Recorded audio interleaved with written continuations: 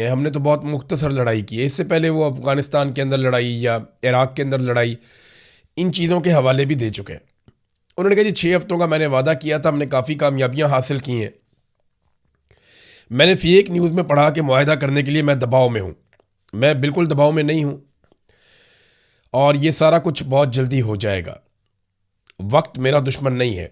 Donald Trump कहता है जी कि जो मुआहदा मैं करना चाहता हूँ ईरान के साथ वो जल्द हो जाएगा, मगर जल्दबाजी में कोई बुरी डील नहीं करूँगा मैं ईरान के साथ। ईरान की बहरी नाकाबंदी बरकरार रखने का ऐलान किया और बताया कि जेडी वेंस, स्टीव विटकॉफ और जेरेड कुशनर इस्लामाबाद में आज जाएंगे।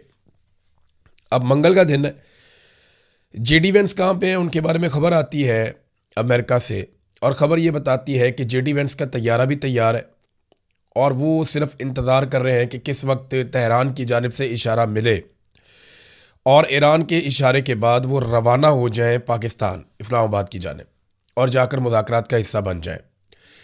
जो जेडी वेंस आखिरी खबरें आने तक, जब मैं ये वीडियो रिकॉर्ड कर रहा हूँ, अभी तक जो इतलात मैंने देखी हैं, उन्होंने अपना ट्रैवल शुरू नहीं किया और वो इंतज़ार कर रहे हैं ईरान का। अब ये हालात पैदा हो गए कि अमेरिका मुज़ाकरात के लिए जल्दी कर रहा है, वो मुज़ाकरात की टेबल पे बैठना चाहता है। ईरान को कोई जल्दी नहीं है मुज़ाकरात की टेबल पे आने के लिए। ईरान की जानिब से लगातार जो बयानात आ रहे हैं वो भी ऐसे ही हैं।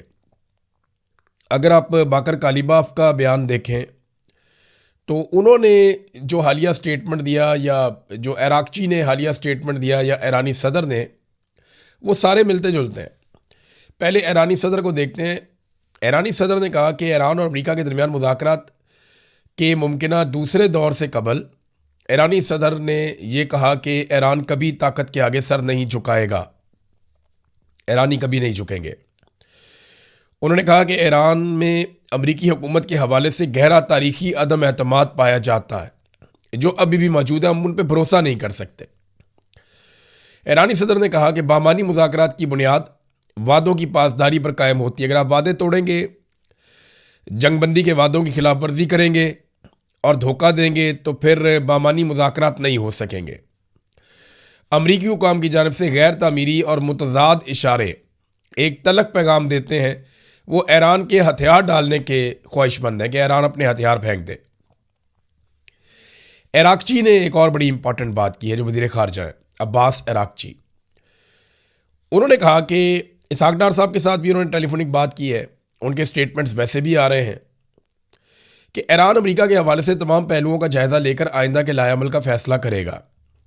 और ईरान की वज़ारत ख़ारजा ने यह भी कह दिया है कोई इतनी जल्दी नहीं है हमें। उन्होंने कहा कि अभी हमारे पास कुछ ऐसा नहीं है जिस पे जाके हम अमेरिका के साथ मुज़ाकरात करें।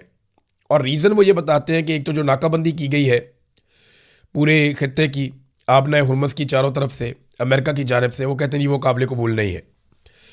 ये जो नेवल एक ब्लॉकेज डोनाल्ड ट्रंप ने लगाया है उसके ऊपर ईरान मजम्मत कर रहा है। वो कह रहा है जी इसकी मौजूदगी में ये जंगबंदी की खिलाफ वर्जी है, हम मुज़ाकरात आगे नहीं बढ़ा सकते। और ये बात फील्ड मार्शल आसिम मुनीर ने डोनाल्ड ट्रंप से बात करते हुए बता भी दी है और डोनाल्ड ट्रंप को ये मशवरा भी दिया गया। 2 मशवरे पाकिस्तान ने डोनाल्ड ट्रंप को दिए हैं। एक मशवरा ये दिया है कि ईरान मुज़ाकरात की टेबल पर नहीं आएगा अगर आप ब्लॉकेज जारी रखेंगे तो डोनाल्ड ट्रंप को मशवरा दिया है कि आप ब्लॉकेज ख़त्म करें।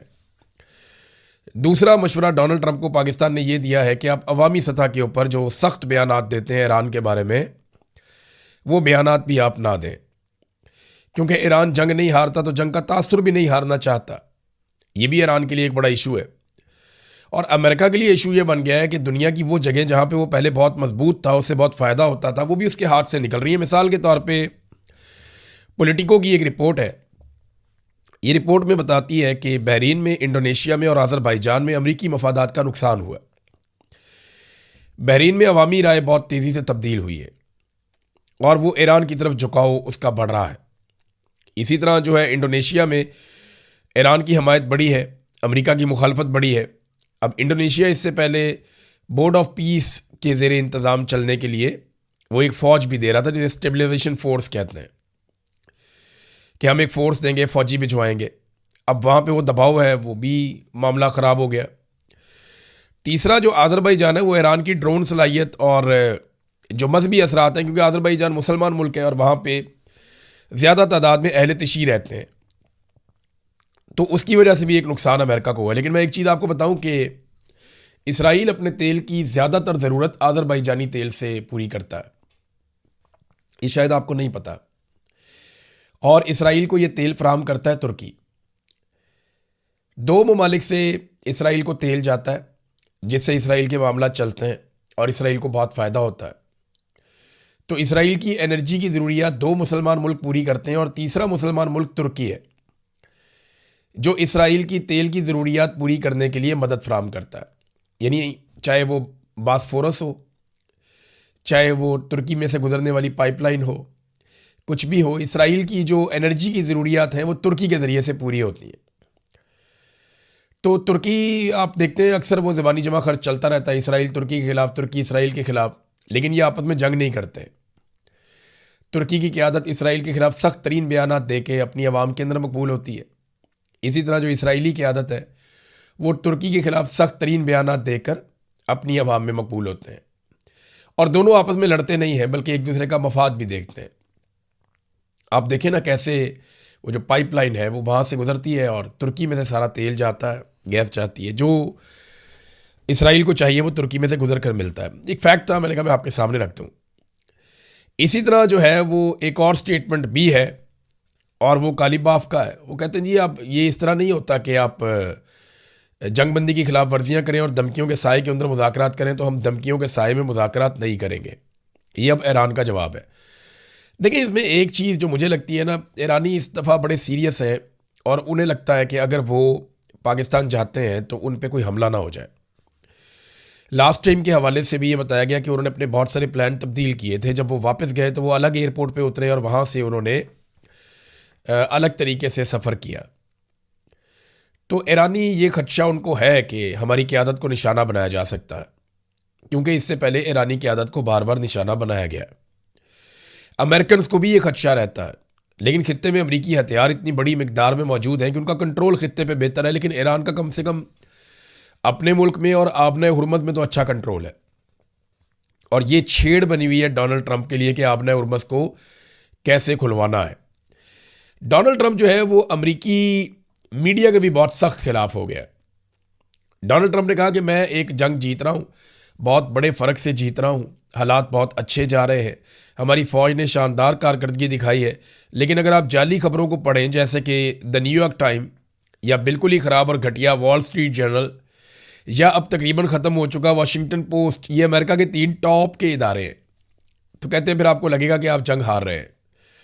दुश्मन उलझन में है क्योंकि वो भी यही मीडिया रिपोर्ट्स देखते हैं, लेकिन वो ये भी जानते हैं कि इनकी बहरिया मुकम्मल तौर पर तबाह हो चुकी है, उनकी फ़ज़ाइया अंधेरे रनवेज पर चली गई है और उनके पास कोई एंटी मिज़ाइल या एंटी एयरक्राफ्ट निज़ाम नहीं बचा। उनके साबका रहनुमा ज़्यादातर ख़त्म हो चुके हैं। और शायद सबसे अहम बात यह है कि नाकाबंदी, जिसे हमने इस वक्त तक ख़त्म नहीं करेंगे जब तक कोई डील नहीं हो जाती, ईरान को बुरी तरह तबाह कर रही है। अब यहाँ अमेरिका के टॉप मीडिया को बुरा बुरा कहते हुए डोनाल्ड ट्रंप ने एक मरतबा फिर कहा कि वो जब तक डील नहीं हो जाती तब तक नाकाबंदी ख़त्म नहीं करेगा और $500 मिलियन का वो रोज़ाना नुकसान भी उठा रहा है।